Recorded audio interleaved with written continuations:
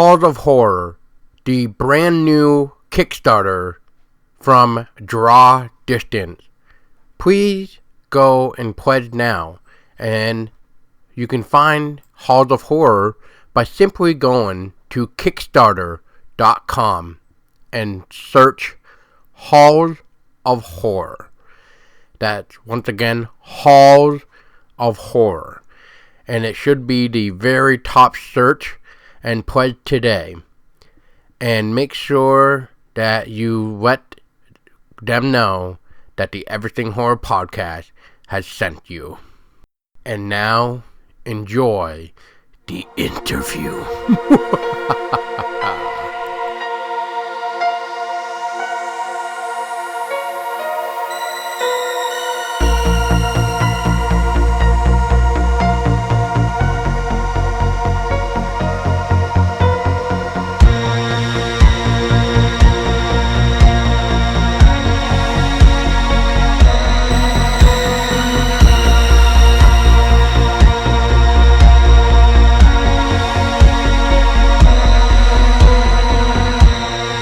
Welcome everybody to the new episode of the Everything Horror Podcast, and my name is Paul Dolsky, joined by my lovely fiance, Tessa Baker, and we are interviewing a man all the way from Poland, and it's like 11 o'clock this time as we record this, just so everybody knows, and he's another one of those guys that's gonna see the future, and he's going to know everything in the world before we even know what goes on. Anyway, so without further ado, I would like you all to get introduced to Chris Zięba. Hi, everyone. So, Chris, nice for you to join, and we're here to talk about your Kickstarter campaign that you got going on for your board game, Halls of Horror. Yeah. First of all, thanks a lot for inviting me on. I'm here representing our company, Ifan for All. We're experienced video game company. This is our first tabletop Kickstarter, but I actually have some prior experience with board games as well. I've had another board game Kickstarted a few years back called In the Name of Odin, and there's been a bunch of stuff that I did in and around the tabletop industry as well as the video game industry. Whereas with our company, like I said, this is our first foray into tabletop gaming, but we've already made a name for ourselves with a few video games in the past. The one that most people would probably know is called Serial Cleaner, and that was a game set in the US in the 70s. We are also working now on a game called Ritual Crown of Horns, which is a kind of a separate topic, but it's also somewhat horror related, as it takes a lot from the Weird West genre, and it's set in a kind of a magical / spiritual rendition of the Wild West. And we have a few other projects going on as well, so plenty of stuff that we work on. Oh, that's awesome. Well, I guess I'm going to get slapped. I'm going to slap myself right now. And because this is the first time I've ever heard of you guys.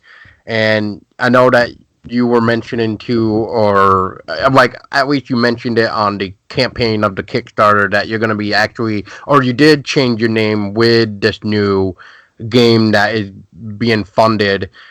And it's now Draw Distance now. We're going through a process of changing our name from Ifan for All to Draw Distance, and right now we're only kind of mentioning it in passing in the Kickstarter campaign of Halls of Horror, the board game, but that's something that I think is going to get like a bigger marketing push, so that people realize that we're actually the same creative team in the next few months. So wherever you see Ifan for All or Draw Distance, that's going to be the same company based from Kraków, Poland. Why the name change? Like, how did you guys even decide on Draw Distance? Yeah, so that's a funny story actually. We started off in 2009 as iPhone for All because we actually started off as part of another company called Bloober Team. These guys, they've made some very cool horror themed games in the last few years. Most importantly, Layers of Fear, which is getting a sequel this year. I And they've can't also wait. yeah, and they also did a game called Observer, which was this very atmospheric kind of cyberpunk thriller game. And iPhone for All used to be a part of Bloober Team. It used to be the name they used to publish games for iOS, for mobile gaming. But since the company kind of grew into its own and we became a separate entity, and also we haven't actually made a game primarily for mobile for years now. We've decided that it's probably about time that we change the name to reflect the fact that we're doing different stuff now. And there were a few names on that short list, but we decided on Draw Distance because it has this. It's technically it's a technical term from video game development, uh, but we use it as kind of to let people know that yes, we are a video game company, but Draw Distance also suggests this kind of looking forward, like having to look ahead and see how far you can get with your gaze, and that's kind of something that we're trying to do. Looking forward, figuring out what projects to do, and kind of expanding out, and that's one of the reasons why we're doing a tabletop game now. Oh, that's so cool.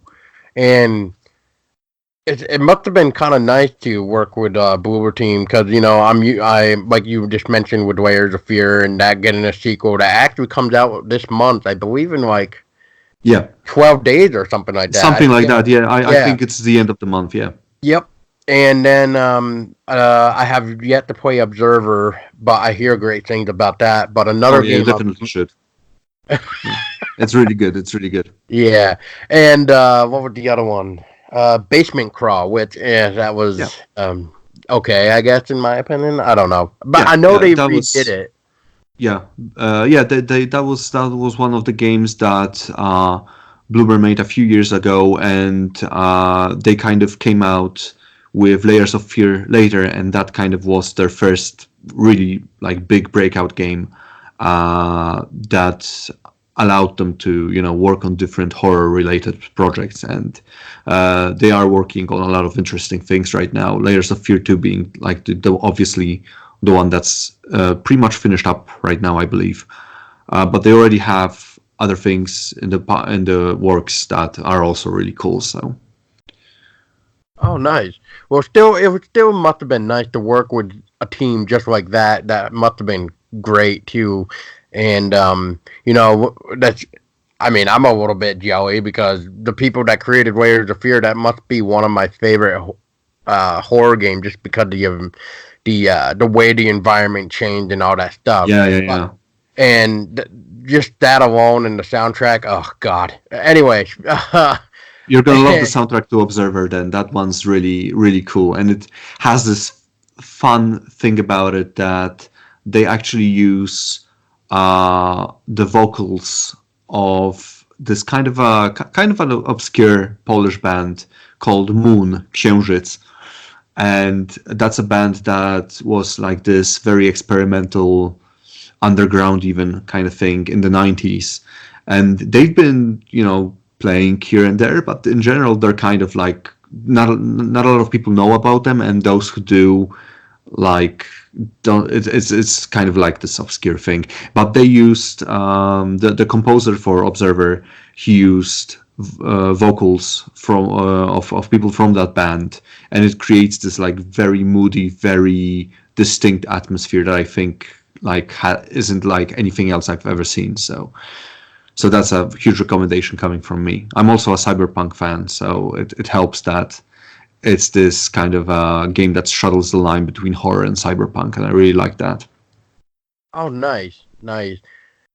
Well, anyway, enough talking about like other games. Let's talk about your game now. So, what inspired Halls of Horror? Because when I was reading the press release, that I got from somebody. I forget the name right now, but Malsin or some. Yeah, yeah, Yeah. Marcin probably, yes. Yep. And I was reading that it kind of sounds like it's well, it's like well, maybe I don't want to say it's like an escape room, but it is like an escape room in a way. But the difference with that is only it seems like only one person can escape rather Yeah, than everybody. On top of a movie slasher, which yeah, was yeah, yeah. interesting. So we So had a yeah, few inspirations here.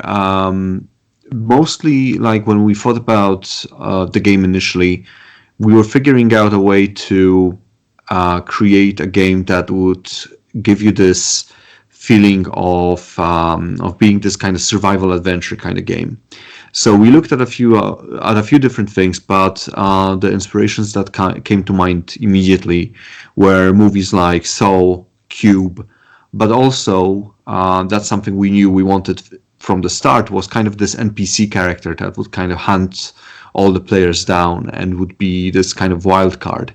And from here, we obviously arrived at the idea that maybe like mixing it up with a slasher a la, Friday the 13th, Halloween, that kind of thing, that would probably work pretty well. So we ended up with a premise that you are basically a participant, one of our characters who has been snatched from the streets or like have been tricked into coming into this weird mansion, maybe, or like maybe more like a just giant warehouse. We kind of kept it kind of vague so you can create kind of your own fiction for it. But the idea here being that you're one of these participants and you've been locked in this basically trapped house, this haunted house place, by a master of the ceremony. We assume the master of the ceremony. It's not like a identity that we ever reveal. He's this kind of enigmatic guy who organized this whole thing for reasons only known to him. And he wants to just see a show, and the show is going to be bloody, it's going to be cutthroat, and he has his kind of pet participant, the killer, the guy who stalks the halls of horror and tries to hunt down the other participants. And the killer's identity is also kind of kept secret, so you can create your own theory about who he really is. But he has, mechanically speaking, like in the game's rules, he has a few kind of unsettling features to him. Most importantly, that he can't actually be killed. He can always kind of get back from being reduced to 0 hit points. So he's kind of this like very bloodthirsty, but also kind of enigmatic character that's gonna stalk the halls and make life difficult for the participants. yeah, I was reading too that your killer is like half human, half monster. So, Yeah, and it yeah, he's definitely kind of showed it in the design. Sorry. yeah, he's kind of a little bit too big for a regular guy, isn't he? He's kind of like this. He's like Uh, Kane. Or yeah, wait, do I want to say Kane? No, I'm getting the uh, name wrong. It's not Kane. Uh, Bane. Is it Bane? yeah. He's kind of like this very buff dude with mask on and this kind of very gnarly looking scythe kind of weapon.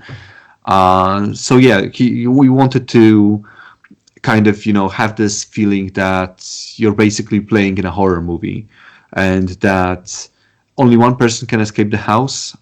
The game is not really cooperative. There are like certain moves that you can maybe make to show that you're kind of friendly to other characters, maybe, but in the end, only one person is going to win. So you need to keep that in mind.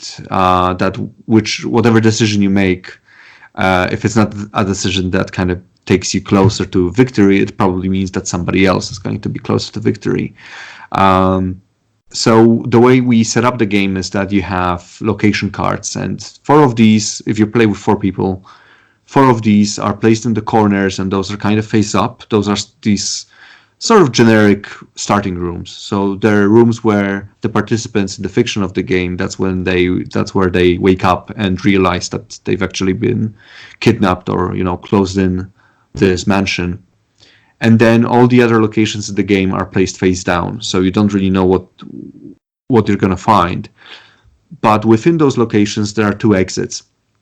These exits are the only way of getting out of there, but to open one, you need to find two keys. And that's where the fun starts, because the keys actually can be obtained by regular exploration. So some of those locations that you visit, when you flip them face up, you can see that they may have a key as a reward there that you can potentially find. But another way of finding those keys is actually fighting other participants. The master of the ceremony did this dirty trick on you because they have sewn a single key into every participant. And obviously, you can't take it out yourself without gravely injuring yourself. But if somebody kills you, they potentially can if they want to get their hands dirty, right? And then on top of that, there's the killer who also has a single key on him. So if you can manage to defeat the killer in combat, you can snatch the key kind of from his belt and just, run the heck away, because that guy's gonna get up, soon, and probably will want some sweet vengeance on you. Wow. I mean, there's a lot to take in on this, and yeah, just out of curiosity too, is how many people can play in either in a game and it looked like too, which I'm forgive me if you didn't mention it, or if you did, there's also a solo mode. Yeah.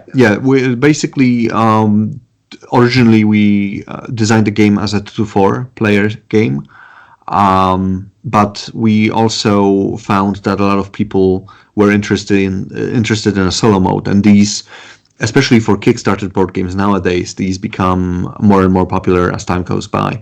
So we also designed, or basically, I designed a solo mode for the game that will have you fighting the killer himself. So normally what happens is, because this is a board game and because we wanted to keep everyone playing, what happens is, if your participant dies, if you are defeated, it's not the end of the game for you. Instead, you take over the role of the master of the ceremony.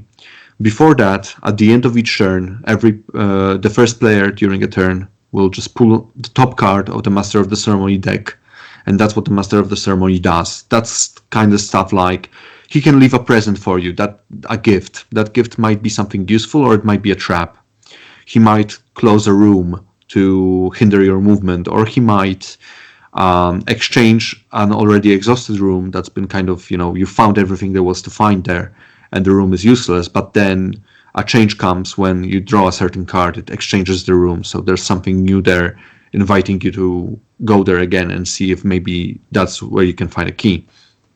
So when somebody dies, when you lose your participant, you actually take over the role of the master of the ceremony. You take the whole deck, and from that point onward, you have a bigger choice of cards. You draw 2 cards and choose one of them to execute every turn. And it also gives you more of a control of the killer.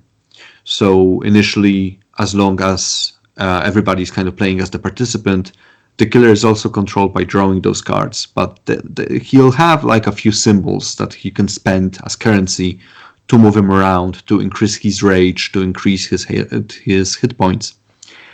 But when a single person controls the killer, then the killer kind of gets, he gets more aggressive and more in your face, because at this point, the player controlling the killer can basically make those choices for him all the time. So what happens in the solo mode is we've automated how the killer moves. When you play alone, your goal is still the same. You have to find 2 keys, you have to find the exit and get out. But the killer will now stalk you in kind of this automated way that is kind of interesting, because it can lead to some pretty close calls, like the killer getting really close to you, but then moving away, giving you some breathing space. But then again, he might be pursuing you around the board all the time, breathing down your neck. So it also has that slasher feel to it, that you feel you feel in danger all the time. You feel threatened, but there are these release moments when the tension kind of falls down a bit, falls, goes back a bit, and you can focus on your immediate goals. But then the killer obviously makes a comeback. He always does. Wow. Yeah. So how long have you guys even been or have you been working on like Halls of Horror? So Halls of Horror started last year in April. We had this game made for Microsoft's Mixer platform. It's basically kind of like this more game-oriented Twitch, like strictly game-oriented Twitch streaming service. But what Microsoft also did is they've added some additional functionality that allows the viewers of the stream to take active part in what's happening, interactive buttons. And we took that idea and ran with it, and that's how we started working on what was then named Dev TV and was then renamed Halls of Horror, and became Halls of Horror. And so what I started from was creating a paper prototype for that digital game. We've played a few rounds of it just so to present it to people within our studio and to kind of show people what we wanted to do, and we liked that tabletop paper prototype enough that we decided that maybe we should just work simultaneously on the board game and the product we were doing for Mixer. So what ended up happening is these two projects were kind of informing one another while we were doing the design. Some changes made to the board game influenced what we wanted inside the digital game, and some changes we had to make in the digital game, fed back into what we thought would work well with a board game. The primary mechanics and everything, I believed like that was pretty much locked down around September of last year, or like early October, something like that. But obviously, like with board games, there's always plenty of testing that you have to do to figure out if you have a rule for every situation that you need a rule for, and to see if you can kind of polish stuff up and improve some systems. And I spent a few more months doing that. Also working on the solo mode was another thing that I did after I've locked down the main mechanics. I looked at how we can provide people with a nice solo mode for it. And so we've mostly finished all there is to the basic game. There are a few things that we also would like to do, but we're kind of we've put those in the stretch goals, and we're kind of seeing if we can get there, and if we can, we have some nice other surprises for waiting for people if we get to those stretch goals. Speaking of like stretch goals and stuff, well, first off, I want to touch on what you were talking about too, of how board games are gotten popular on Kickstarter, and which is like my take would be, we see a lot of board games come and go, and some can range between, this is just what I've seen, of course, but $25 to like $100 with like not so bad goals to like outrageous amount.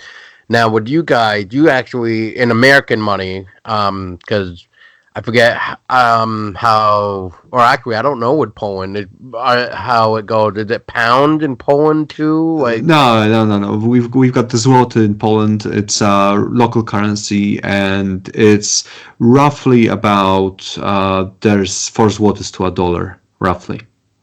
Yeah, so in American money, it's like 45,000, which is the goal.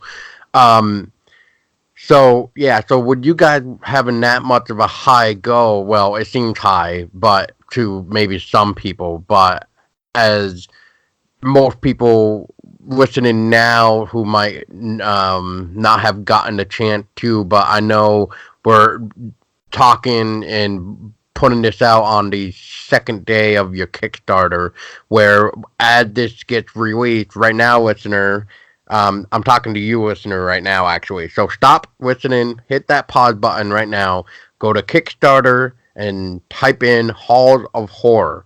Because if you do that right now, there's probably going to be like 4 hours by the time this goes up left, and you have a chance to pledge early, which is $50 American almost. It's close. It's like 49, but 50.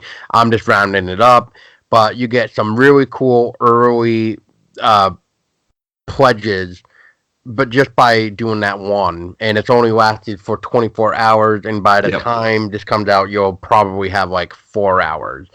Anyway, go do that. Okay, now hopefully you came back and you unpause. So the next question of the continuation of this is so, like I said, 45,000 seemed to be much, but you're also bringing in like we'll just say this is after the early 53 $54 I think I saw for the game, right? Yep. Now Yep. how did you guys figure out the goal wise for like how much money go to what? Well, that's always like something that you have to do with physical production in general and board games specifically. Is you have to have some kind of estimate of basically how much the game is going to cost to make, and how much people do you expect people will be willing to pay for it, and somewhere in between there is like the golden option for how much you should ask for a game. Kickstarters nowadays, like they tend to have, especially like the ones who kind of break the bank and rake in many millions of dollars. They tend to be very miniatures focused. So they tend to have they tend to be like these more tactical games. Sometimes those figurines might even be those miniatures might even be like sort of like an add-on in a way. Like they're not really needed for the gameplay, but they're there because they're super nice looking, and a lot of people collect these to paint them and to just put them on their shelves. So that's something that pumps up the prices of Kickstarters a lot.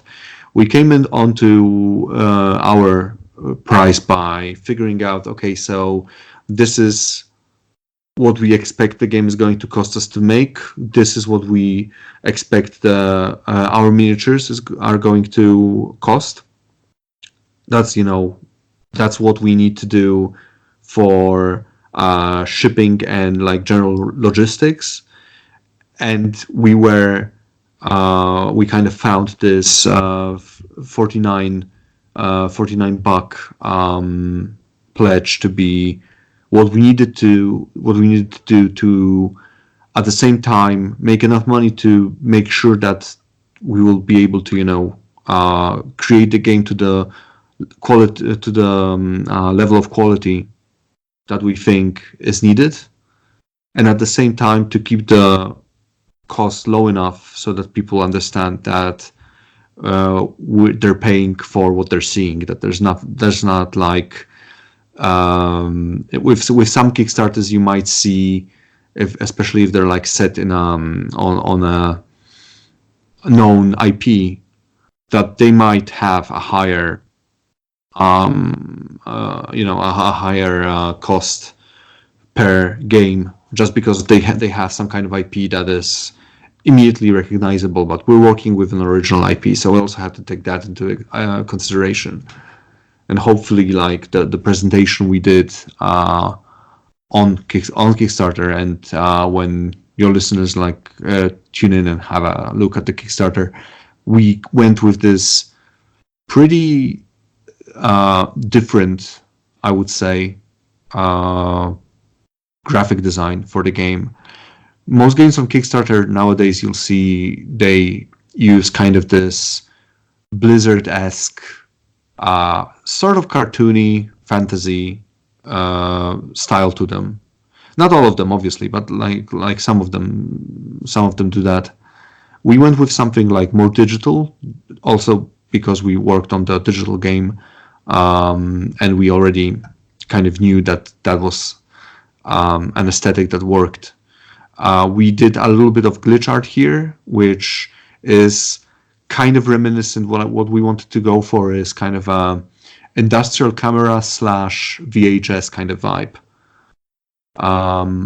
And like the characters are also these nicely illustrated by kind of glitched out people on the cards and everything. So we wanted to have the game stand out in terms of how it looks, and I think we've succeeded with that. It's definitely different than any game I have in my collection, and while mine's not that big, it still has a few dozen boxes on my shelves. So you also were just mentioning stretch goals. Now, does that also involve possible expansion for Halls of Horror? Did you guys even think or have any ideas for expansions? Yeah, well, a lot of the stretch goals that we have planned are going to add a lot of additional variety to the game. The game is already pretty varied. We've got lots of room cards, and those come in 2 variants. So already you have 54 rooms total, 50 of which are going to be are kind of unique rooms with some more copies there, because there's 2 exits and there's like a few copies of the starting room. But we're already hoping to expand that a little bit, so adding some more variants to those rooms, which should allow you to potentially even mix and match sets together. We tried keeping the sets compatible within one variant. So if you have a variant A set and a variant B set, those are going to work pretty well within kind of that set of cards. But then you also have the variant C cards that we'd like to unlock, to just add more variety, and all of them have kind of a different dynamic to them. And then we also have some additional characters that we're hoping to bring to the table. And there might be more. I don't want to spoil it, but there is like one bigger chunk that we hope we'll get to, that will potentially like introduce a different mode of play to the game. So hopefully we can get to that, and then I hope that people will like what they see when we get to that stretch goal. So what you're saying basically is like a secret perk. So listen here, people, do it. If you really want to know what the secret perk is, like I do already now, just even listening, do it. Go now and drag your mom to Kickstarter. Bring your brother, bring your aunt, bring the person you hate, bring the person that you just want to fall in love with, and tell them to back Halls of Horror, just so we can also help push to see the secret perk, because I am very interested now what the secret perk could possibly be for a new mode. Anyway, on that note, what are the things people would enjoy most about this game? All right, so Halls of Horror, like I said before, it's a pretty competitive-minded game. So if you're the kind of person who kind of likes games with a degree of maybe like even like a little bit of not cooperation, but a feeling of, well, can I trust this guy? Is he going to do what he thinks he does? We've got this mechanic when you play cards all together to determine what action you're going to do this turn, and this can lead to different results. You can potentially meet another player in a room that you wanted to search, but if 2 characters enter the same room, you have to fight. So say if you like this kind of dynamic when you can't really trust the other players to do what they say they're going to do, and if you like feeling kind of smart about outmaneuvering or outthinking other people at the table, that can be something that this game does pretty well. Obviously, the theme I think is pretty unique for a board game. So if you always wanted to see kind of a slasher horror movie realized in a board game format, then this is definitely something that I think you should keep an eye on. And also for people who like their characters to have like special abilities or some just kind of unique flavor to them. What we did with our characters is they're double-sided, and we've got one side that's kind of for your first game, and it only has a health tracker on it. But the other side actually has 2 unique skills per character. So it also allows you to do a little bit of this almost role-playing, like seeing who that character is and kind of trying to figure out why they have the perks that they do, why they have those skills that they do. And we have a nice cast of characters. So it's a thematic game. That's one thing that I'm really happy about with this one, is that it came out pretty thematic. So for me, for example, for board games, I really like board games that are both like very solid in terms of mechanics, but if they can tell a story while we're playing the game, that's also always welcome. That's actually very cool and interesting.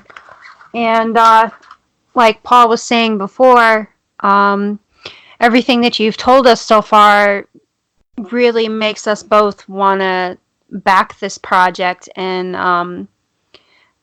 hopefully help it succeed. That's great to hear. Yeah, hopefully, like we're doing pretty well right now. At the time of recording, we're at just over 10% of our goal. So that's not a bad way to be. And we're hoping that with some more, letting people know about the game, and with some more buzz around the game, with the help of you guys and other people I'll be talking to over the next few weeks, we hope to get people interested enough in the game to come and check it out. Oh, for sure. I'll definitely help as much as I can. Great to hear. So, a question to you guys, if you don't mind. Oh yeah. I was wondering, like, since you are very much into horror, obviously, you run a podcast that focuses on all kinds of weird stories, but also on media. I was wondering if, like, from a board gaming and video gaming perspective, what's the kind of stuff that you as horror lovers would like to see in games like this? Like, what's the kind of thing that would make you feel like you're really like playing a horror game, whereas in comparison to anything else, what would you expect from a game like this? Ooh. First off, can I just first say that you're the first person to actually ask us something? So congratulations on that. Okay, well, achievement unlocked, yes. Yeah, so congratulations on that. So achievement unlocked for you. And to answer your question for what could we expect for something like this, ooh, that's a tough question because everybody is different or picky or something. And he's asking us personally. I know, Yeah. but I'm trying to just say though, because I am a picky person when it comes to certain things. Yes, you are. Yeah, she can vouch for me. I guess what I look for, whether it be a board game or a video game or something, is I want a great story for sure. Because if I can figure out the story, then it kind of bores me. It kind of takes me out of the movie, the mood, the game, the board game, whatever. Like, I guess I'm always looking for something unique that try to be different. I don't like to hear the same stuff used over and over again because, once we start seeing that, it doesn't really become fun anymore. Well, maybe for some people, but that's where I get picky. I can only stand the same stuff so long that I have to move to something else. But in this case, you know, I just like the fact that it's trying to do something different. Whereas, like I was kind of stating earlier, like it's like an escape room, but instead of everybody escaping, it's only one person, which I thought is very unique. And another thing that I like about Halls of Horror that really caught my attention, which I'll say this, and then I have a question from another friend of mine who also wanted to know, to touch on the solo mode for you too, is not many board games now even think of the fact that there is one player. It's always got to be either two or four to so many players afterward. There's like a limit and a maximum, or minimum and a maximum. But we never hear that there is, in fact, like a solo mode. So that right there to me has given me props for you guys because that is like thinking out of the box for me because I don't remember the last time I've seen a horror game where we can actually play by ourselves, especially as you were stating earlier, where it's one person versus the killer. Yeah.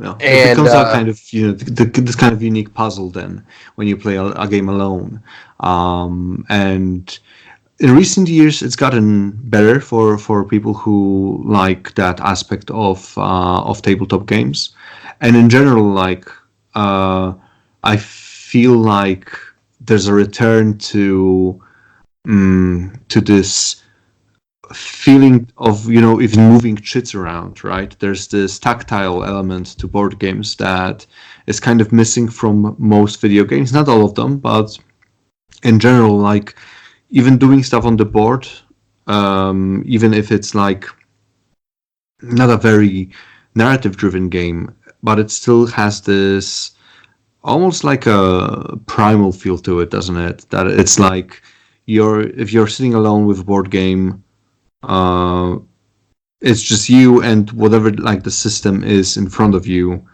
and you can have like a close look at all the chits. And some games take great advantage of that. There are a few that like really surprised me with how they approached this tactile component. So that's kind of so that's kind of cool, and I'm happy to hear that people are excited about solo modes in games, and that hopefully the one in Halls of Horror is going to be a lot of fun for many people too. oh yeah, I completely agree. I mean, I just don't remember the last time I really heard any type of board game or card game or whatever really. Just being able to have like that cat and mouse feeling, and it in a way can bring like a suspense in a board game or a card game because we rely on the dices or cards, and in this case it's dices and cards and stuff, of course. And it's just one of those things where when we flip that card over to see what our next move or panic or whatever, I mean, we don't know what the outcome is. And Yeah. it's really cool.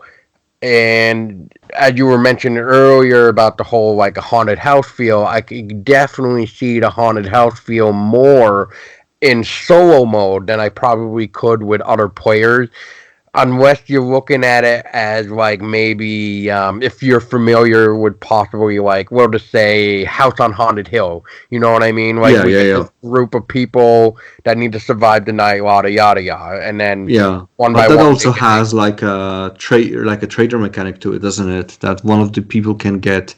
Am I remembering that right? That one of the people can get possessed or something like that, and then they start playing against everyone else? Or is that Yeah, another game I'm thinking about? yeah, I think you're right about that. Yeah, Yeah, yeah, yeah. Because that's like yeah, a more classic game in that vein. yeah, and then now. now board games that I've even noticed too, which I think you guys are doing something similar. And I think you also mentioned about it where if you die in the game, you're not technically out, as you were saying, because you Yeah, become the the master of the master of the ceremony. ceremony. Yep. Yeah. Yeah, and another game that I backed on Kickstarter, you may have heard of it, called Forsaken Forest, maybe. But Yeah. I think I've seen it somewhere. Yeah. yeah, they made a thing that once again caught my interest where if you die in Forsaken Forest, you're not technically out of the game. Instead, you're actually a ghost now.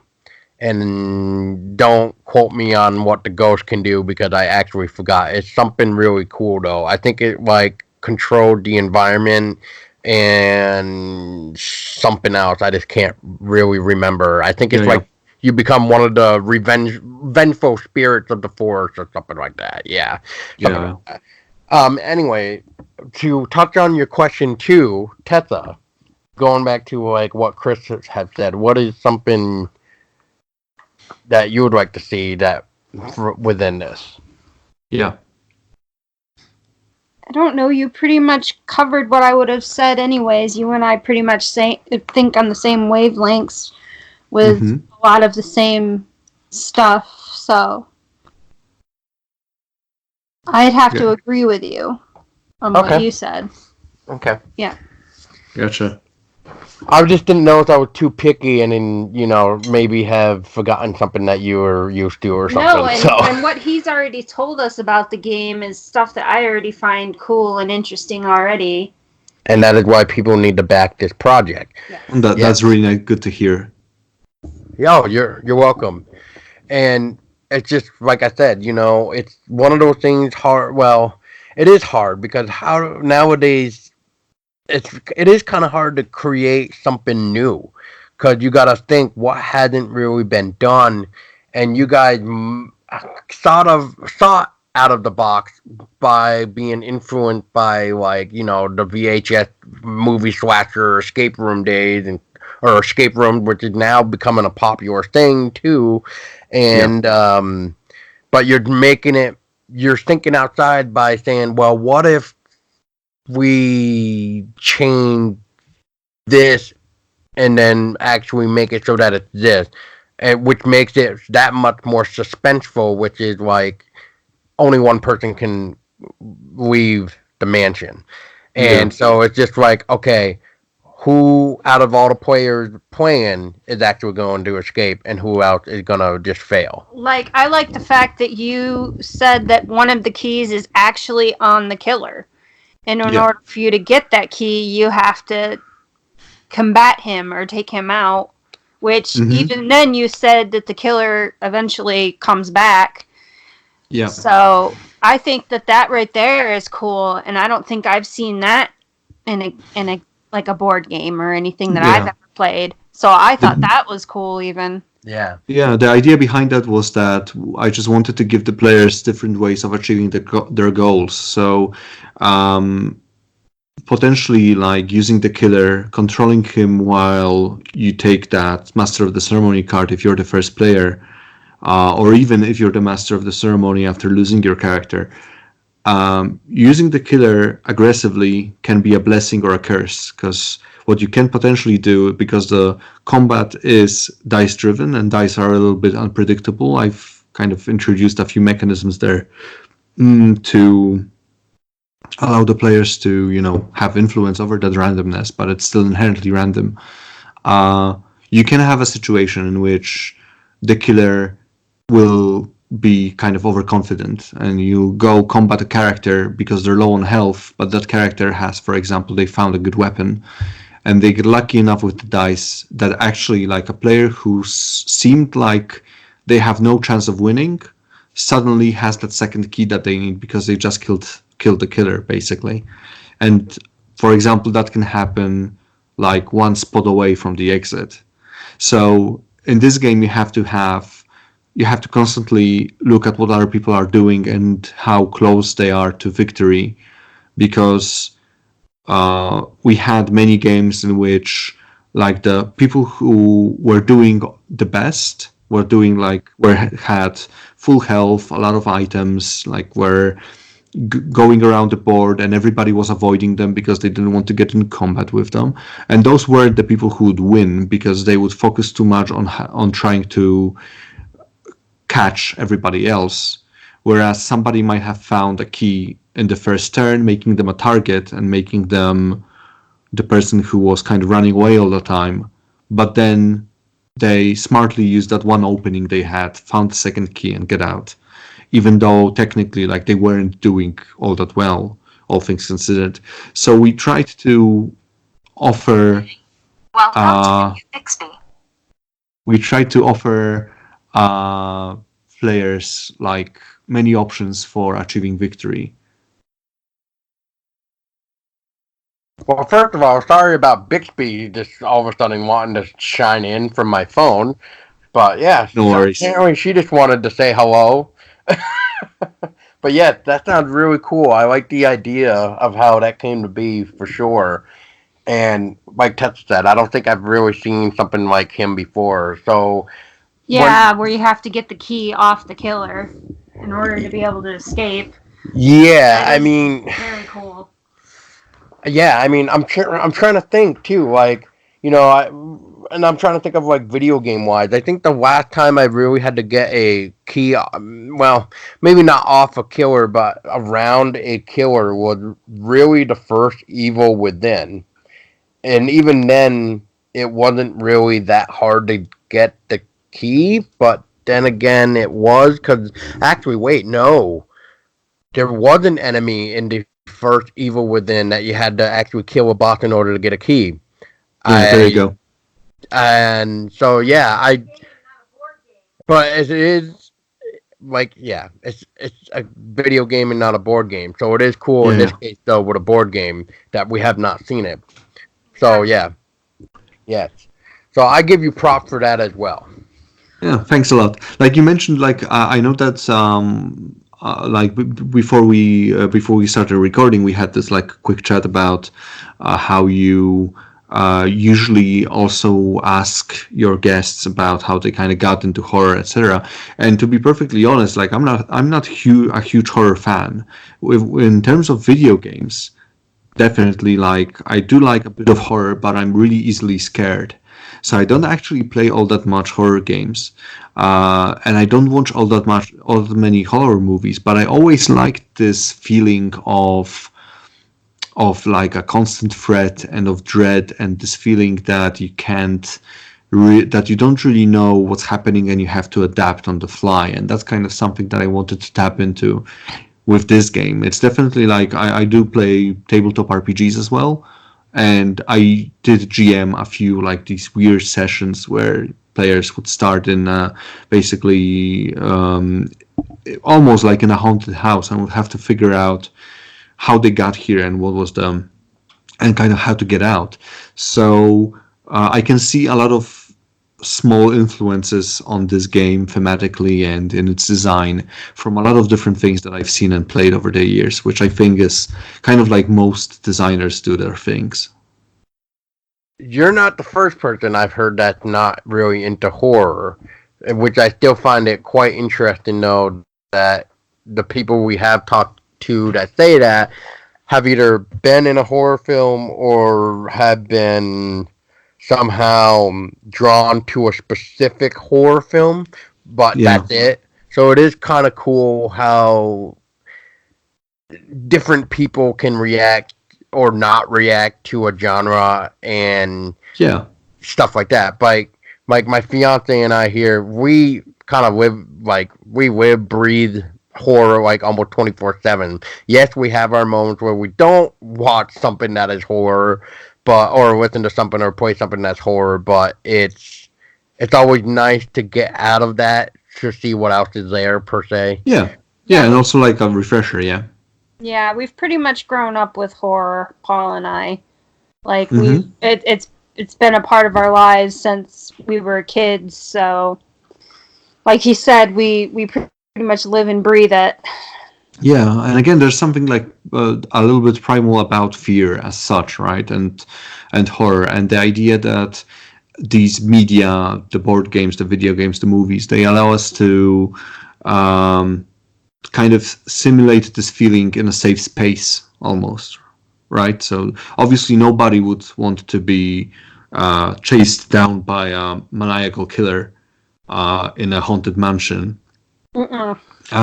But when you see another character do it, or if you can play that character in a video game or a board game, that allows you to kind of have a little bit of that experience, but in a safe space. And that's, I think, something that board games and video games in general are very good for. And I'm very much looking forward to people exploring different topics and different situations with this media, because it seems to me like we're slowly growing up as a medium, both in terms of board games and video games. We're kind of moving away from just pure fun and entertainment, and we're seeing that this is a medium that can tackle more difficult or like even kind of unpleasant topics and give people just small look into the experience of other people, and and like I said, like topics that you don't usually interact with every day. So that I find that super exciting, that this is something we're seeing happen now. I will agree with that, and I'll also add that horror also has something for everybody. It may not seem like it, but there's always that one film, video game, board game within the horror genre that is for somebody. Even though they try to say like they're not really into horror, but there's still that one thing that just makes you go, "Oh, I like this." Like even though I'm not really big into horror, but I like this. Yeah, yeah. It's a very broad thing, isn't it? Because there's different kinds, and then it has a like long history in literature, with all kinds of different approaches, and long history on film, etc. So yeah, it's definitely like this genre that has sort of sprang out after we as as humans, or as a kind of as societies, we've put aside some of our more primal fears, like the fact, for example, that darkness isn't really a scary thing anymore, because you have electricity for the most part. But in place of it, we kind of find new ways to sort of keep ourselves on our toes, sort of like keep those survival instincts going, even in such a simulated space like a video game, for example, if it's immersive enough. For me, definitely, like when I play a very scary board game, I do sweat. I do get very nervous. I do get that fear of looking around the corner if I know there's something there, or if I can hear there's something there. So it's a simulated experience, but it does actually like trigger the same reactions in your body that the same experience probably would in real life, only hopefully milder, so as not to give anyone a heart attack from playing a board game or a video game. So yeah, I do agree. That's why I don't find it surprising that you guys are kind of into everything horror, and into all kinds of different ways that horror can manifest itself, because it is a very broad and very interesting genre. Yes, it is indeed. I will openly admit, though, that there are some games, whether it be video game or whatever, out there that have creeped me out and kind of put me on edge. I will mention one. It's called PT. Oh man, PT, yes. Yeah, PT makes me like very nervous and She's never played it, but seen people watch it. on edge. Like I haven't Yeah. played it personally, but it's kind of one of those things where like I've seen it. Like I've watched Paul play it, and I would be on edge just watching Paul play it. Yeah. And it's a fun example too, because it's a game that's almost like, for the most part, it's just walking down a corridor, isn't it? But Yeah. they do all sorts of things to just make you unnerved all the time. And a lot of games will do that, and some of them succeed more than others. But like going back to, say, Layers of Fear did that fun thing that Paul mentioned, that you had those changing locations where you could turn a corner and it would be something completely unexpected, or you would enter a room and then turn back and see something change there. And that also kind of reminded me of a section in a game called Vampire the Masquerade Bloodlines. They have early on in the game, it's like the second or third big mission that you do in the game, that they have a haunted house, and that's a level where you're the only character there. There is a ghost, but he kind of interacts with you in a poltergeist kind of way. So he throws things at you, he will leave signs for you, and he will lock doors behind you and that kind of stuff. But I remember when I was a kid and I played that for the first time, the only way I could actually get through that entire section was to turn the sound down and play music in the background, like completely like some light-hearted rock music, just to kind of take the edge of the ambience of the whole thing. And yeah, like that's incredibly important too. So music and soundtrack, the soundtracks and sound effects and all that. That's what makes a great horror video game, definitely. But I will kind of indulge in a bit of more self-promotion for Halls of Horror here, because we actually do have like a pretty nice perk with the board game. That is a soundtrack that was composed by Paweł Błaszczak, and he's a pretty well-known Polish composer who probably best known for Dying Light and for the first Witcher game, where he contributed hugely to the soundtrack. And Paweł is a guy who's also like very much into horror vibes. A few of his albums are horror themed, and he has this very atmospheric style to it, to his music. And what I found like very interesting about the way he approached the music to Halls of Horror is he took a few points from John Carpenter's music, which I'm a huge fan of, in terms of like, especially not necessarily maybe The Thing, but like I really liked his music for what's the name of that movie? Halloween. I'm thinking about Escape from New York. Is that the Kurt Russell movie? Oh yeah. Yeah. So that's basically that's a whole different story, but that was one of my formative movies when it came to like thinking about cyberpunk and like dystopic futuristic fiction. But the soundtrack in that is actually like very cool. It has this kind of 80s vibe to it, but it's also like it just oozes cool. So Paweł, I think, found Carpenter's work pretty inspiring as well, and he has a style entirely his own, but it was a perfect fit for Halls of Horror as well. So hopefully people will get to listen to the music and see for themselves how well it fits, and I think it fits pretty damn well. Well, let me just say, like, right off the bat, you had Paul at soundtrack. Because Paul absolutely loves soundtracks to, like, a lot of different things. And he's a big soundtrack guy. And while you were talking about, like, the music and stuff like that, and the inspiration for it, and all that, I wish you could have seen his face. Because he just pretty much had like the oh my god face. Hey guys, I'm happy to make you happy. So no, I am a big fan of soundtracks, especially with video games and movie soundtracks. I do like music in general, but like soundtracks, like I said, especially for video games, because I find that in recent years, especially, Hollywood kind of focuses on doing soundtracks which sound very similar. There's like a style of a movie soundtrack, especially for like big blockbuster movies. For a while now, there's been this style of soundtrack that you can just hear over and over again. But with video games, people experiment a lot and they do different weird things.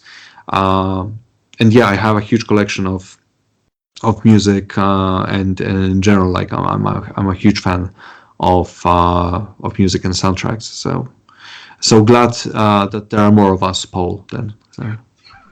Right, I hear ya. I mean, a lot of people kind of look at me funny when I say, "Oh, I love that soundtrack to whatever the person's talking about," and they're kind of looking at me like, "Yeah, it's weird, isn't it?" Yeah, it's weird. It's just like a friend of mine who helps out with the podcast too. He never ever would pay attention to the soundtrack until he met me, and I started talking about it.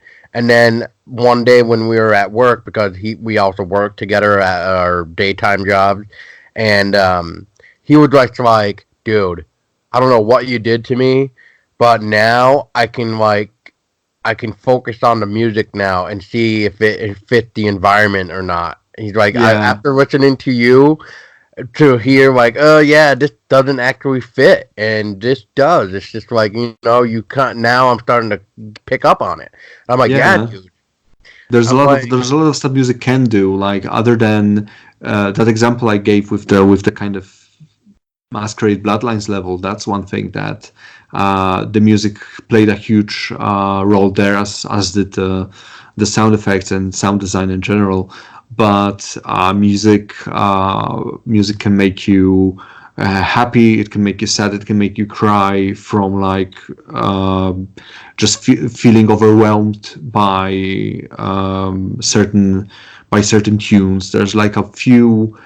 I'm not sure if you guys are aware of Video Games Live. It's a show that kind of goes around the world playing video game music with an orchestra. And a guy called Tommy Tallarico does this thing when I think he's been doing it for like at least close to 10 years, if not over 10 years now.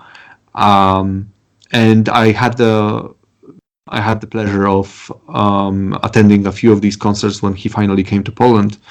And there is a few songs there which I don't even know the games that they're from. So it's not like a nostalgia thing that I, remember a tune from like 15 or 16 years ago, and that's why I like it. It's stuff that I've heard for the first time being played live by an orchestra, and it's stuff that moves me to tears, man. It's one such song is like they play a song from Chrono Cross, which is a game like I'm not familiar with at all. I vaguely know that it's a Japanese RPG, and that's kind of all I know about it. But the tune they play, it always moves me to tears every time I hear it. So I do believe that like a good soundtrack makes a good experience as well. And like when I GM, I use a lot of music for my RPG sessions. With Serial Cleaner, going back to those previous games that we did with iPhone for All, I had the pleasure of working with a lot of musicians on creating the soundtrack. And if you're like into 70s vibes, like into funk, into 70s rock, then you should definitely check out the soundtrack to Serial Cleaner, because we had a few people come in on there who were like entirely on the money when it came to capturing that aesthetic of the 70s music. And I was super grateful and super happy to have worked with them on that. And again, like with Halls of Horror, working with Paweł Błaszczak was also great, because actually one of the first video game soundtracks that I actually actively liked and would listen to was one of Paweł's. That's the soundtrack to Crime Cities. That's a pretty obscure smaller game from like I think the year 2000 or 2001, like the very early 2000s. And the soundtrack in that game was something that stuck with me for years and years and years. And then to finally work with him on a project after so many years, it was very gratifying. Yeah, that sounds like a blessing for you guys too, and you personally. And uh, so so this is like a reverse role now. So now I'm gonna say you should have just seen Tessa's face of when you just mentioned something. So When you just mentioned Chrono Cross, Yeah, yeah, I played that game, so it's kind of nostalgic to me. So I know exactly what you're talking about. yeah. So so you can probably imagine how that kind of orchestral rendition of those themes can move you, and Yeah, yeah, soundtrack to that game very moving. yeah. Actually, I kind of want to show Paul it because he would be like, "Oh my god." yeah, probably. I don't really know if I've. Well, yeah, let me rephrase that. I have ran into a couple games and movies where the soundtrack just did not grab me, and I'm like, whatever. But in this case, I mean, we're talking about a guy that's really well known here and making a game, or making a game, wow, making a soundtrack for a board game, which is awesome. And speaking of which, I gotta throw it out there for maybe people like me who like physical stuff versus the digital, but I mean, I'll take the digital anyway. But is there any way of bringing the soundtrack onto like a physical disc? Yeah, currently I don't think so. At least it's not something that we've considered yet, but we're like very open to feedback from people. And we do have, I believe, we have the option of doing it. Like technically, I believe we have the rights to make the soundtrack available on a physical disc. So if that's something that people would like to have, I think it's worth it to just leave a comment on the Kickstarter, and if enough people are interested, we can definitely figure that out. Because that's something like right now we're planning MP3s, like a digital format for the soundtrack.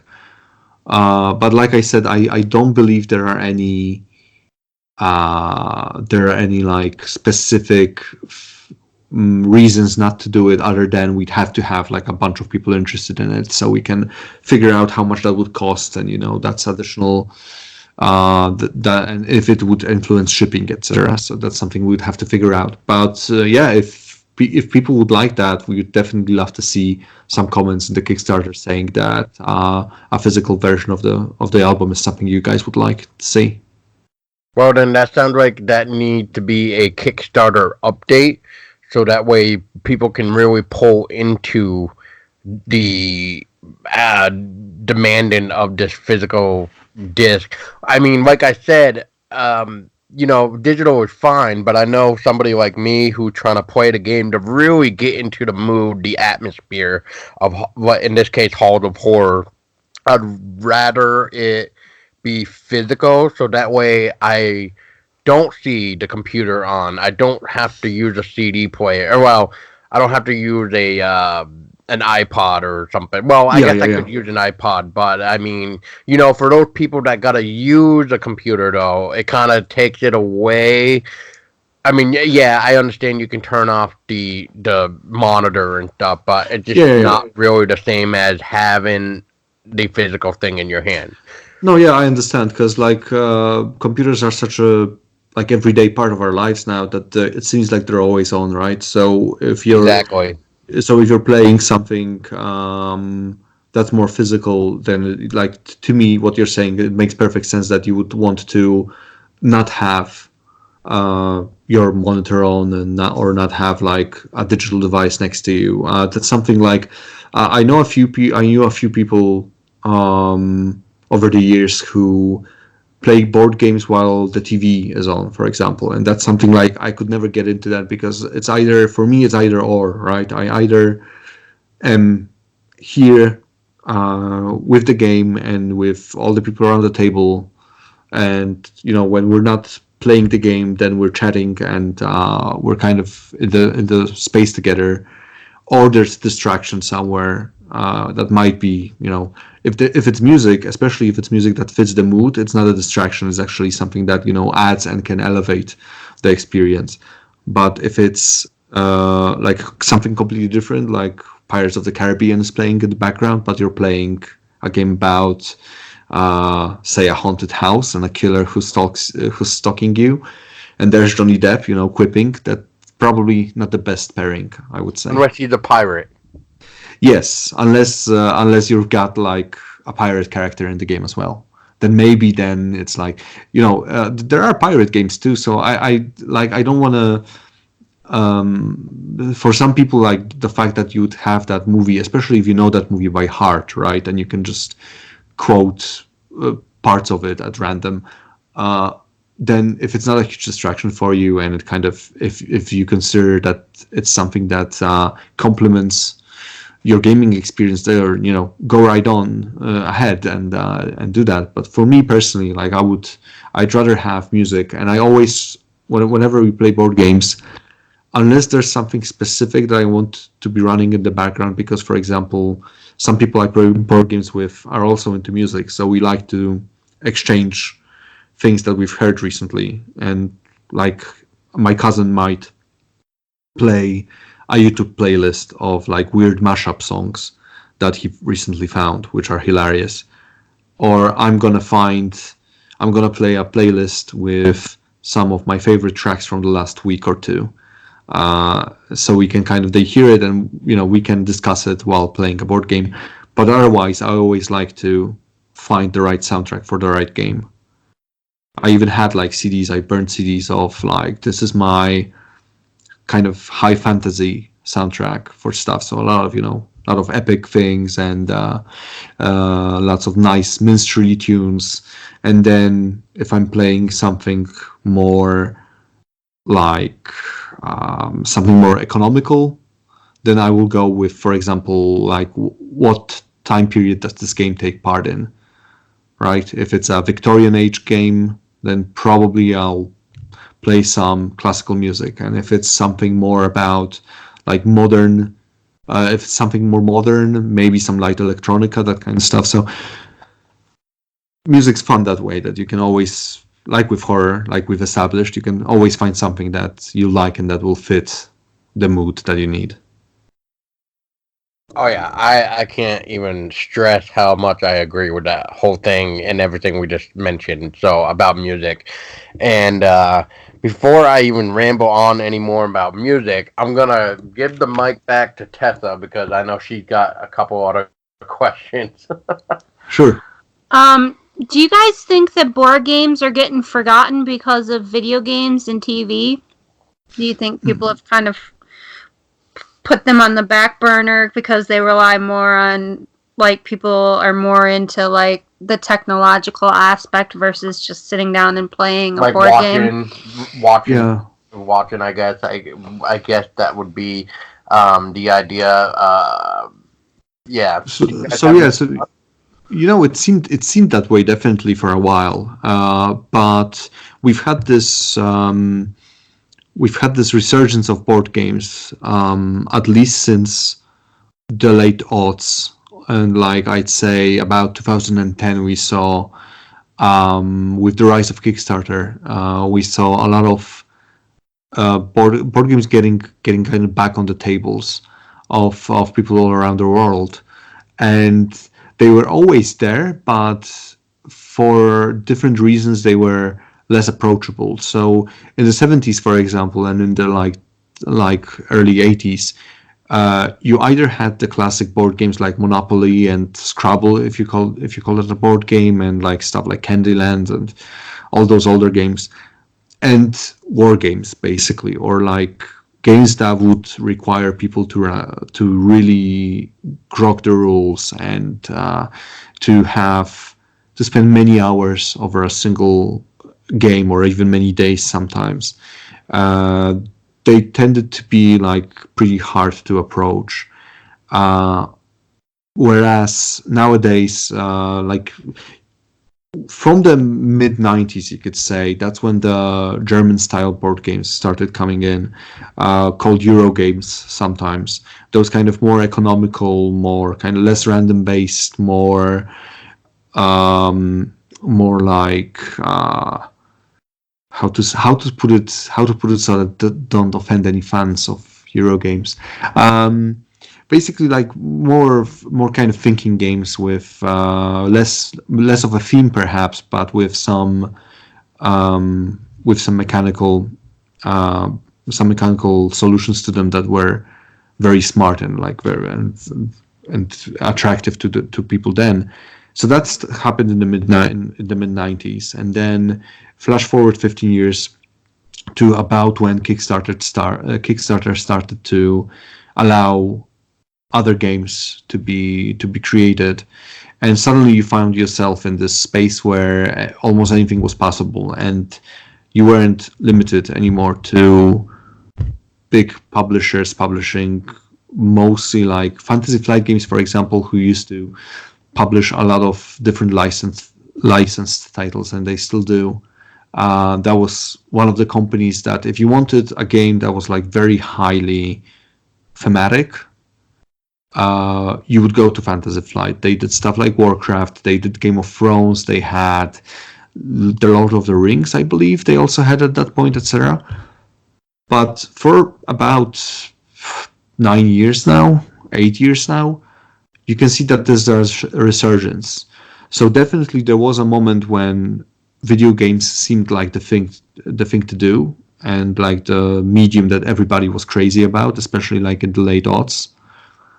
But now I feel and kind of also observe that the two have kind of intertwined. So you'll see a lot of board games that take, for example, video game licenses, or that take video game concepts like tower defense, for example, or like how could we adapt, say, hack and slash game into a board game format. That's like people try tackling those ideas, and the other way around as well. You can see a lot of video games taking from board games and using board game like mechanics.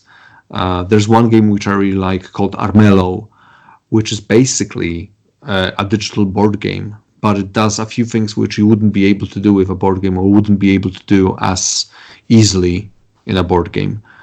So they take advantage of the medium, but at the same time, they kind of do their own thing as well. So I would say we're now living definitely in a renaissance, in a golden age, really, for board games. People seem to kind of miss that face-to-face interaction and that tactile feeling of just moving pieces around the board and holding cards in your hand, etc.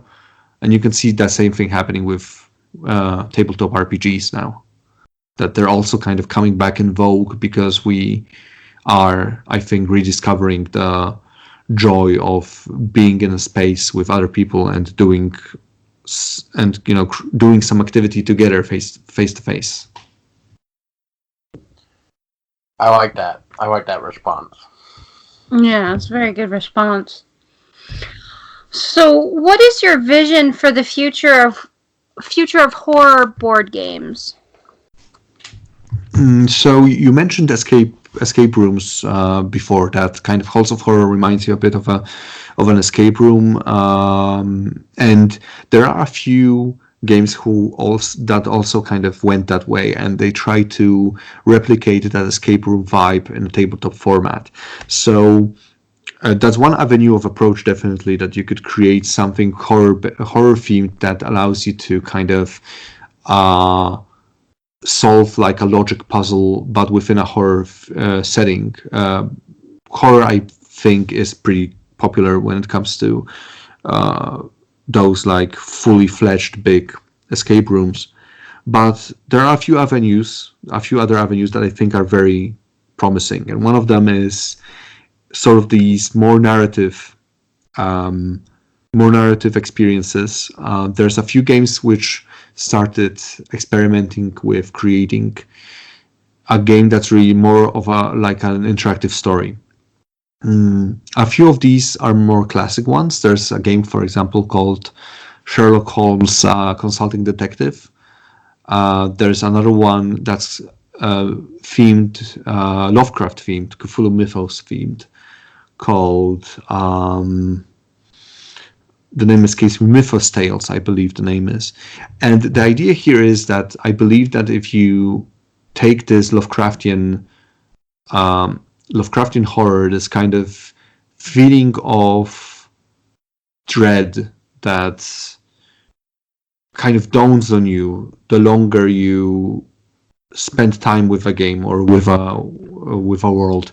I think that's something that a board game, if it was well put together, could easily replicate. As you, for example, take on a role of some kind of detective or investigator who uncovers pieces of a mystery, and the more you see, the more you realize that this whole thing is either otherworldly or just entirely out of your league.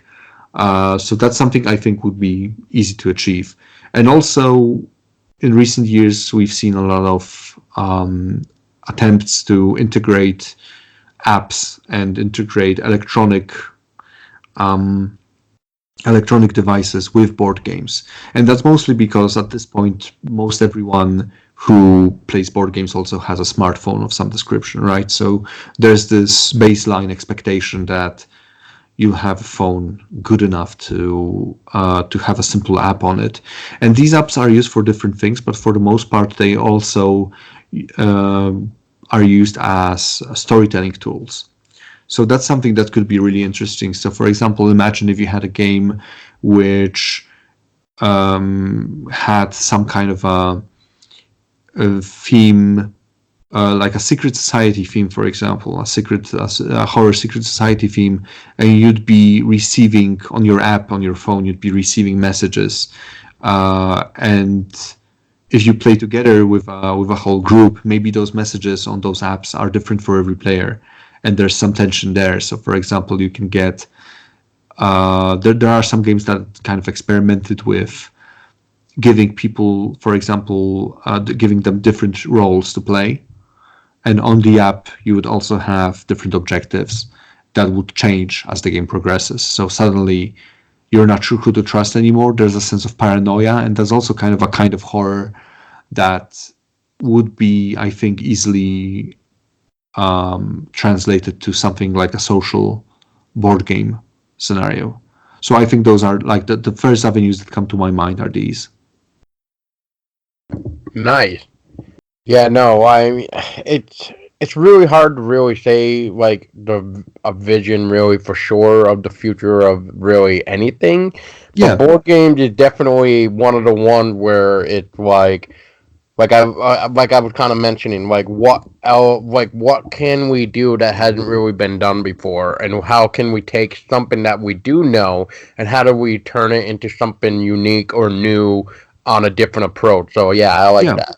It's a very iterative process too. So it's like people like to think that like new ideas are some kind of revolution, and sometimes they are. Sometimes somebody does stumble upon something that's like very revolutionary and nobody has seen anything like it before. But for the most part, most of design in general, I believe, is iterative. So you'll have somebody who does a step in a direction, and then somebody else takes that step and says, "Okay, so how about we just push it a little bit further and see where that leads us?" And so you see these. Of course, it's mostly obvious in retrospect when you can have a look back and see how that whole thing unfolded, that there is this constant innovation going on step by step that seems almost invisible when you're in the moment, but then when you look at something, if you're into topic enough, if you're into board games enough or video games or whatever else, you'll be able to see that from looking backwards, this thing started a trend that then this thing refined that had these many copycats, but this one copycat actually did something more interesting and kind of branched out. This other copycat did something but botched it, but then something else came in a few years later and did the same idea but actually did it well, etc. So that's all very interesting to watch, even if you're not like directly involved with the design of those things. It's interesting to see. Oh yeah, definitely, definitely. And so, Chris, I got three questions from a friend of mine. You've already answered some of his questions too earlier, but I felt when we were talking, I might as well have thrown in his question at the same time because it just fit whatever we were currently talking about at the time. Yeah. So, so one of his questions, and this is going back to solo mode, Hmm. and he wanted to know. So he sees that there's a solo mode, and he was wondering, is it really possible for just one person to play the game? Yeah. So the solo mode, like I mentioned before, is basically a deck of cards that will automate how the killer works. So what it allows you to do is choose one of the participants and set down a game using most of the same rules. But then instead of drawing one card from the Master of the Ceremony every turn, what you do instead is there's a separate deck, and that deck will direct the killer miniature around the board, and there are different rules for combat. And then in the basic game, slightly different. They're mostly the same thing. So the idea here is that you really are playing against sort of like you could say an AI driven uh, character in a board game format. So it is a solo mode. You have to do a little more bookkeeping than maybe you would playing any of the other modes, but not too much. Because one thing I kind of wanted to avoid is creating a game in which you can play solo, but you need to do lots and lots and lots of bookkeeping. Because a lot of board games potentially, especially like story-driven board games, you could potentially play them alone with like four characters, right, and see which one of them wins, basically. But that takes a lot of bookkeeping. It takes a lot of remembering of, all right, that's what I wanted to do with this character versus where did I lose that card that I had in my hand? Oh, I see. No, it was actually a different character that had it. My mistake, etc. So I wanted to try and create a mode in which you can just sit down, set it up in 5 minutes, and start playing, and basically see how far you can get, and see how dire the situation will become, and see if you can escape that house when there's just you and a killer who's designed to track you down eventually. Awesome. Yeah, that already to me sounds awesome, and I hope it sounded awesome to you, Darsh, because that was your question. Another question that Darsh wanted to know too, Chris, is do you guys know about the whole Instagram and Facebook blocking the hashtag horror, which could or might have already affected your marketing? Which Ah, he mentioned that you guys are using a really interesting marketing tool, which is the whole Facebook group that I'm part of too. But yeah. yeah. Yeah, I actually wasn't aware of that, and that's an interesting revelation. To be honest, I'm pretty sure, like, since I'm not the person who usually does most of the marketing stuff. That's Marcin, the guy who contacted you about with the press release and everything. So probably like those guys are aware of it and kind of took precautions to combat that. Personally, I don't think I've encountered it, but it might be that it did or will, as you said, influence our Kickstarter effort some way. But hopefully, like we're gonna have enough of coverage and enough of different events that's going to happen. Over the course of the next 30 days, because the campaign lasts until June 14th. So it's plenty of time to, I think, combat that by just doing different things and taking different angles at this whole, Kickstarter promoting thing. Oh yeah, for sure. And yeah, definitely look it up, Chris, when you get a chance. Just look up hashtag horror centered on Instagram and Facebook, and you should probably find something. It's really interesting, and it has affected a lot of people now, including people like me and Tessa here, because Yeah. since we're all talking about horror and stuff, and that was one of the main big hashtags where you could learn a lot of new stuff. And like whether it be movies, cosplay, whatever. I mean, that hashtag would be the one that you would want to go to. I But see. And now you guys have to figure out something like more creative and like less precise in a way, right? So that people can exactly, still find your content, but under a different. Yeah, gotcha. yeah. Mm-hmm. And the last question that Darsh wanted to know is, and this is going back to the killer's design, is was Jason from Friday the 13th an inspiration for the killer design or Nemesis from Resident Evil 3? Because to him, it looks very cool and scary. Yeah, Jason definitely was just because of the mask and the idea that we wanted the killer uh, to have his face covered and to also be like this kind of menacing person. Like yes, half man, half monster, definitely. But you can see that he's an actual person, even if a bit removed from his humanity. Um, the Resident Evil Nemesis character, not so much, but I'd have to double check with our concept artists for the figure for the miniatures actually, because initially I didn't have like a very clear idea of who the killer would be, so I was very open to seeing what people would suggest to us. And what ended up happening is we basically only had like a small icon for the killer initially, and then we sent that to the concept artists, and then they came up with the whole full body concept art on which the figurine, which the miniature is based. And actually, like with board games, especially if you test them early on, you use placeholder materials. So for a long time, the killer was an orc figurine from like a Hero Quest game that I have, like this green guy with this big scimitar, grinning kind of maliciously. So that was the killer for the longest time. And obviously, when you go out of that prototyping period, you have to think, okay, well, that's what it was before, but now let's think about what it could be, and let's build some interesting design that people will actually like to see. And on that note, Chris, thank you again for coming on.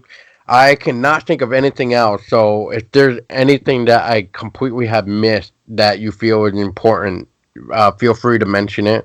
If not, just run us through where people can either keep up to date about with draw distance, or where people can even keep up to date on Halls of Horror. And don't forget, people, Kickstarter right now.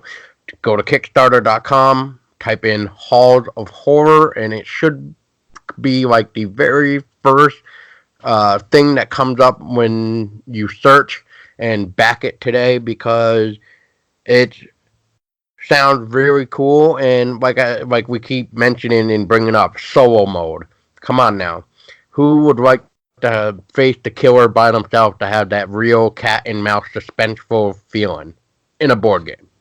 Yeah. So first of all, like, thanks for having me on. It was really fun, and I enjoyed talking to you guys about all those different things, not just the game, but just all the different tangents that we went on. That was all super nice of you to indulge me there.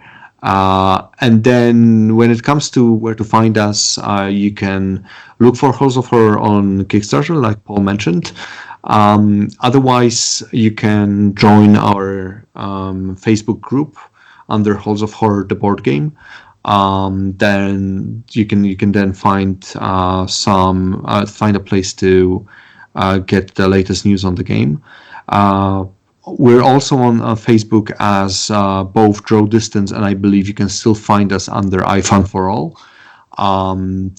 If you want to keep in touch and see what kind of different things we're doing, and especially the upcoming Ritual Crown of Horns, which I think for horror fans is also going to be a treat. And yeah, basically we're hoping we're hoping to get through that Kickstarter with the goal fulfilled and then some, hopefully, to bring this game that we've been working on for the better part of the year to eager horror fans all around the world. So,